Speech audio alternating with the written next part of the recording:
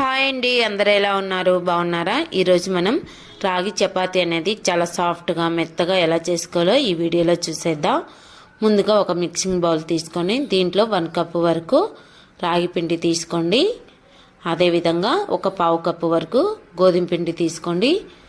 ఇప్పుడు రుచికి సరిపోయేంత సాల్ట్, 1 టేబుల్ స్పూన్ వరకు ఆయిల్ వేసుకొని ఒకసారి బాగా కలిపేసుకోవాలి. ఇప్పుడు ఒక బౌల్లో 1 గ్లాస్ వరకు వాటర్ అనేది మంచిగా బాగా మరిగేంత వరకు మరిగించుకొని కొంచెం వాటర్ వేసుకుంటూ కలుపుకోవాలండి. ముందుగా స్పూన్తో కలుపుకోండి, తర్వాత చేతితో చల్లారిన తర్వాత మెత్తగా కలుపుకోండి. ఇలా కలుపుకున్న తర్వాత ఇప్పుడు ఒక ఆయిల్ పేపర్ మీద ప్రెస్ చేస్తూ రోటీలాగా ఒత్తుకోవాలండి. ఇలా ఒత్తుకున్న తర్వాత మనం ప్యాన్ బాగా వేడైన తర్వాత మీడియం ఫ్లేమ్లో పెట్టుకొని రోటీ వేసుకొని ఇప్పుడు అటు ఇటు తిప్పుతూ కొంచెం ఆయిల్ వేసుకుంటూ కాల్చుకోవాలండి.